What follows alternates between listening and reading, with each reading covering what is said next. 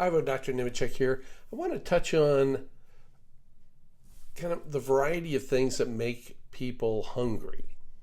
Because in some respects, everybody's too hungry.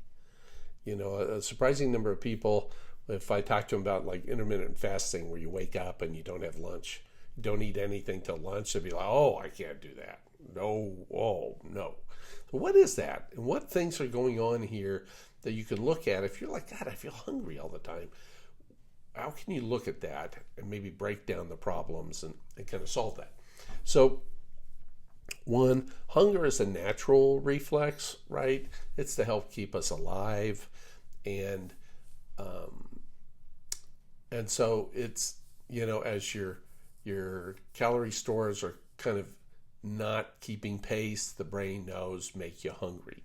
But if you're eating and you're still hungry, it's not going to be that. Now, there's another natural reflex. It's called hedonistic hunger. So hedonism is like pleasure, and this is typically sugar and fats. This is another thing that's hardwired in us. When food was scarce, if you came across some wild berries or a beehive that was all sweet, you were programmed to gorge on that while it was available.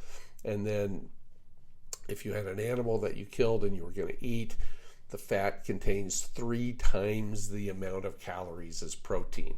So you would particularly focus on the fat, and they would crack open the bones and suck at the bone marrow and stuff like that. So that's programmed in there. And I particularly feel that if we got a bag of homemade chocolate chip cookies around, or there's a little thing of Baskin-Robbins ice cream, my brain knows it's in the fridge. Okay? And I don't tempt myself. It doesn't mean I never have ice cream, but I don't bring it in the house. I might have a scoop somewhere, but not, a quart there. Or if I want a cookie or two, I buy a cookie. Fortunately, our local market, you can buy 2 cookies in 1 pouch instead of a dozen or 2 dozen, right? And so if my hedonism gets in the best of me, I won't do too much damage. Another thing is medications. A lot of the medicines for depression, psychosis, mood stabilizers, meds for seizures, some blood pressure meds like metoprolol or propranolol can increase hunger in some people. Sometimes antihistamines can increase your hunger. High doses of steroids like prednisone can do that. And so the medications can do that. And then you have some medical conditions, like depression is one in which people often have excessive hunger or not enough hunger. So they might lose a lot of weight if they're depressed, but even uncontrolled depression is a source of excess hunger. So that's another thing you have to consider. One that people don't think of much is excess stomach acid. So if your stomach isn't emptying correctly, and this can occur after a concussion or emotional trauma or something, and you get a little autonomic damage, you make an acid all day long and all night long, and it should be emptied out of the stomach. And if that's not working correctly, you wouldn't necessarily feel nauseated, but kind of maybe sour stomach, maybe even less than that, but you don't feel normal. And you've learned that if I eat a little something, I feel better.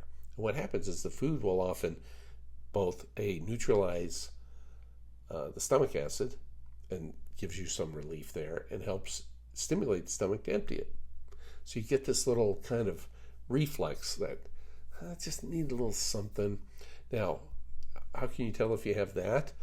One simple way are these little Tums antacid. They work right away, and you just see if that, if you're feeling that kind of little I need something, and you take a Tums and it goes away, you're probably dealing with a little retained stomach acid. Now, the protocol overall helps that recover, so that's one of the things you could do there. Another thing is low blood pressure to the brain. I talk about this in other videos. If you have autonomic damage, or maybe you're overtreated on blood pressure medicine, or you're really anemic, now those 2 issues need to be dealt with. But if you have this low blood pressure, the brain's not getting enough oxygen, and the brain learns that foods with salt and carbohydrates, sugar in particular, will give you a push, will boost blood pressure to your head and give your brain more oxygen. And so this is pretty common. Too, this is probably when people say, oh, I can't wake up and make it to lunch. Or I got people like, I have breakfast and I have to have a snack between breakfast and lunch. Those people, almost all of those people, have low blood pressure of the brain. And what's a way you can test that? Well, I remember I said salt or sugar in particular, or fluids will do it too. Some people just drink a lot of fluids, but those fluids might have calories in them. But just get a cup of chicken broth, and get the salty kind. You want the salt in it is the key. And if you're feeling a little weak and shaky, or if you're like, I need something, drink that. And there's not much calories in there, okay? And you'll feel better right away. If you do, then you know you're having a low blood pressure issue. And then lastly, there's problem with, so when you eat, like how our fat works, our body fat. So fat is where you store calories. So you eat in calories, you can burn some off, but most of them are stored into body fat. So there's a particular switch that'll take fat and bind it with water in a particular way, and you get fat, okay?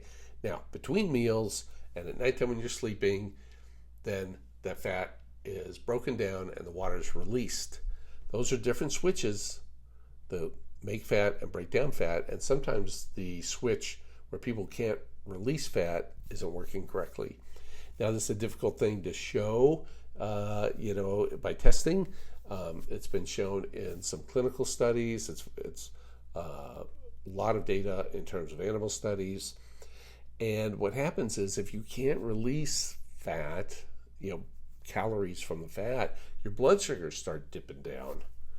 And your brain senses that, and your brain's like, eat, eat, eat. Now, one of the things that seem to be contributing to this are the inflammatory oils with a high level of omega-6 or linoleic acid, and the olive oil can help protect you from that. Sometimes that makes a difference in people. If you can, I know this is part of the problem, but if you can do a little intermittent fasting or even a straight fast day once a week, like a 500 calorie day, that can break that logjam, and sometimes you'll find that works, but it becomes very difficult because you can't get the calories normally. So anyhow, I hope that little breakdown helps some people. If you're like, I'm hungry all the time, just kind of what things do you look at that maybe can help you unlock that so you aren't trapped into that constant sense of hunger. Everybody, have a great day. Bye.